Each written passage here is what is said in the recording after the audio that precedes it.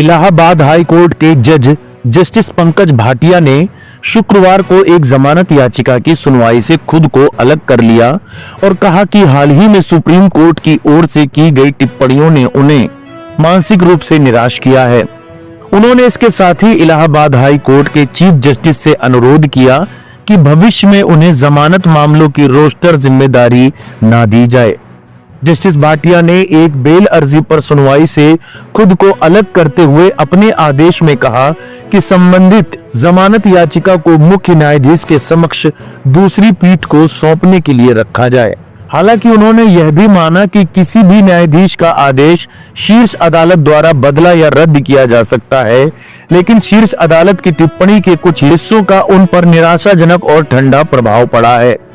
दरअसल हाल ही में शीर्ष अदालत ने उनके एक जमानत आदेश पर कड़ी टिप्पणी की थी। टॉप कोर्ट ने जस्टिस भाटिया की आलोचना करते हुए उनके दिए गए बेल ऑर्डर को हाल के दिनों में देखे गए सबसे चौंकाने वाले और निराशाजनक ऑर्डर में से एक बताया था। यह मामला दहेज मौत से जुड़े एक गंभीर अपराधों में आरोपी को जमानत देने से संबंधित था।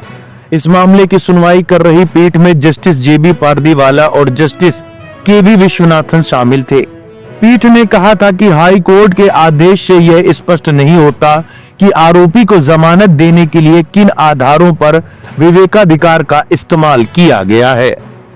जस्टिस भाटिया के आदेश पर एससी की बेंच ने कहा था, हम इस आदेश को सीधे पढ़ने पर यह नहीं समझ पा रहे हैं कि हाई कोर्ट क्या कहना चाह रहा है। दहेज हत्या जैसे बहुत गंभीर अपराध में जमानत देने के लिए आरोपी के पक्ष में अपने अधिकार का इस्तेमाल करने में हाई कोर्ट को क्या दिक्कत थी। हाई कोर्ट ने क्या किया? हाई कोर्ट ने बस बचाव पक्ष के वकील की बात रिकॉर्ड की और उसके बाद यह कहा कि आरोपी 27/7/2025 से जेल में है और उसकी कोई क्रिमिनल हिस्ट्री नहीं है, इसलिए वह जमानत का हकदार है, इसलिए जमानत दे दी। बार एंड बेंच के मुताबिक जस्टिस भाटिया ने यह भी स्पष्ट किया कि जिस जमानत याचिका से उन्होंने खुद को अलग किया उसका उस मामले से कोई संबंध नहीं था जिसमें सुप्रीम कोर्ट ने टिप्पणी की थी। हालांकि मौजूदा परिस्थितियों को देखते हुए उन्होंने उस मामले की सुनवाई को उचित नहीं माना। इस खबर के बारे में आपका क्या कहना है, हमें कमेंट बॉक्स में जरूर बताएं।